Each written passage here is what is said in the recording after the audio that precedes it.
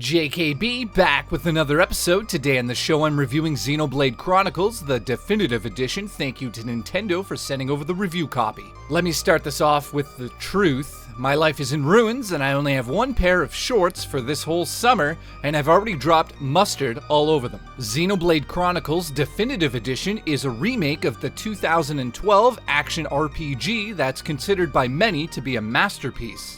I actually just recently purchased the Wii version and the 3DS version to complete my collection, and I had planned on playing the Wii version up until the announcement that this remake was on the way. For you see, I'm one of those tools you hear about that could have been playing this game for the last 8 years, but instead, I decided to find reasons why Star Wars Episode 1 was actually brilliant. The story of Xenoblade Chronicles the journey of Shulk and his friends as they adventure across the frozen bodies of two warring titans, the Bionis and the Mechonis.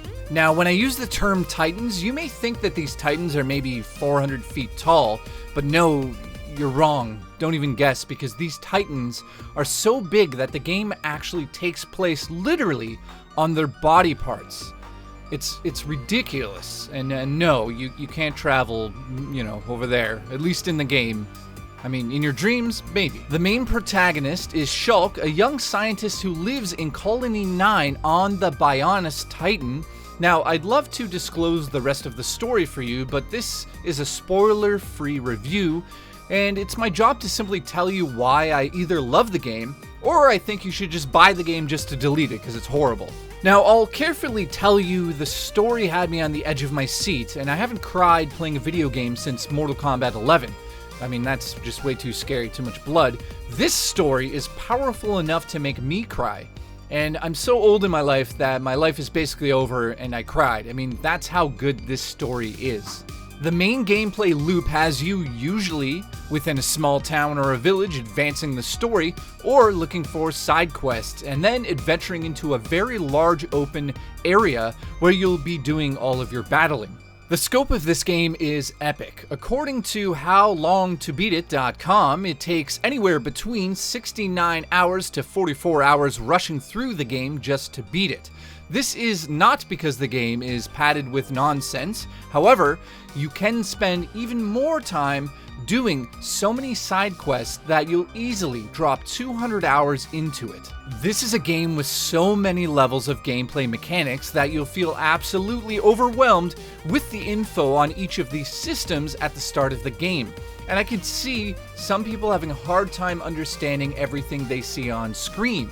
The game tosses one after another thing at you to understand, from the ability of crafting gems to put into your weapons by using a minigame that's so confusing that I questioned if I was even still alive. It was so confusing, I had no idea what to do. I'd actually go onto the internet to understand what I was doing with them, and maybe I'm a complete idiot, but I think a lot of you will also feel the same way with this many systems being introduced to you all at once. Do I see this as a negative? No. This is not simply an action game. It's layered. It has depth. Sure, its age shows at times. Some of the graphics and the animation work is considered to be unnatural, and these characters feel not connected with the ground during some of the cutscenes, and the characters' movements are off-paced with the scenes themselves. But this is not really a big deal. But it clearly gives the game a timestamp of when the game was made. Of course, the game has all the main staples of the traditional RPG. It has leveling up systems, skill trees, teammates, it has it all. Shops, buying and selling gear, gems with perks to be placed into your gear that will give them a boost. You can even change the look of your character in your team without affecting the actual stats of the gear. I haven't found the ability to befriend a monster and move in with them in the game yet, but I'm sure it's here. The one thing I wanted to focus the most on is the battle system. You have this line of circles across the bottom of the screen during battle. Each of these circles is known as an art within the game. These arts are anything from an attack to a buff to a shield, and each of them has a cooldown time limit. There's side attacks, which are optimized to be used at the side of an enemy, so you actually have to face the side of the enemy and use them at the proper time to get the most hit points in. There's even back attacks of the same nature. There's tons of different variety in the combat, and that's the addictive part of this game. The trick to combat is to know the timing and placement of your character during the battle. You also need to be aware of where your teammate is standing and which attacks they are using. One example would be doing a combo with one of your teammates that ends with the monster toppling over. Once the monster is in this state, you can use one of your strong attacks to take advantage of the situation. There's also a cool link attack that you can use once you've filled up a link bar at the top of the screen. It's a gauge that fills up as you attack monsters within the open world. This is like a power attack where all the teammates join together in a string of attacks that deals major damage to enemies. As you battle on in the game, you'll gain points that let you upgrade these arts over time, and this keeps the game feeling balanced. After the third chapter of the game, you'll start to understand the battle system, and that's where the game does start to shine. Pulling off these combos with your teammates feels absolutely incredible. Lastly, I'm going to talk about what's different in the remake. Obviously, visually speaking, the game has had a complete overhaul. The biggest difference is the characters. The faces look on par with Xenoblade Chronicles 2. It's kind of what you would expect at this moment in time with the Nintendo Switch. It just looks like how you thought it would. It's not spectacular, but I did have a few moments thinking some of the open area worlds were beautiful. And the game does have this dynamic resolution system that scales back the resolution depending on a few different things. And while it can look very sharp and edgy at times, there's no major issues with the frame rate, but it does dip here and there during some of the major battles. One of the strangest things is that the game does drop to a resolution around 400p, which is less than the Wii version, and that's kind of embarrassing at this point in time. I don't know why that's happening. It just happens. You have to kind of deal with it.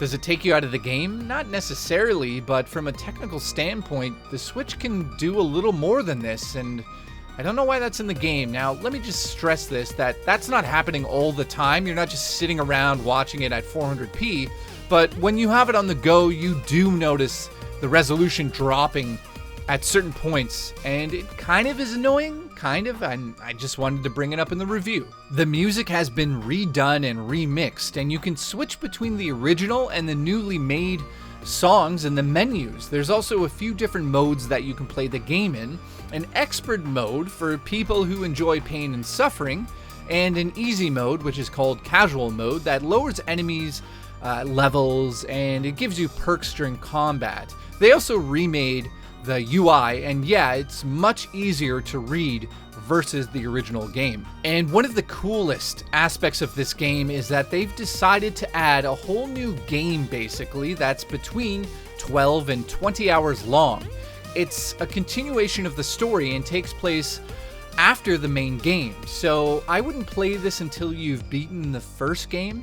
I'm not going to talk about that at all, but it's very much worth experiencing after you've beaten the game. Overall, the Definitive Edition delivers one of the best RPG masterpieces that you can experience on the Switch. The story is great. The combat will keep you heading into the fields to hunt and murder a bunch of helpless spider monsters that just wanted to have a good life. The game is a solid 9.5 out of 10.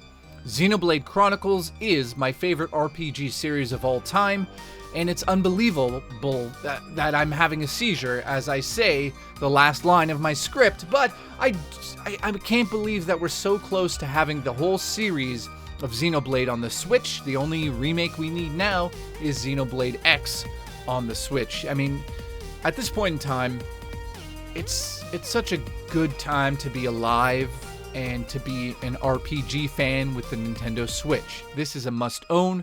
Go out, purchase it, do something for the next month with your life. Go outside to a park, just stay away from people. Thank you so much for watching JKB, and make sure to check out my OnlyFans page, link in the underbar.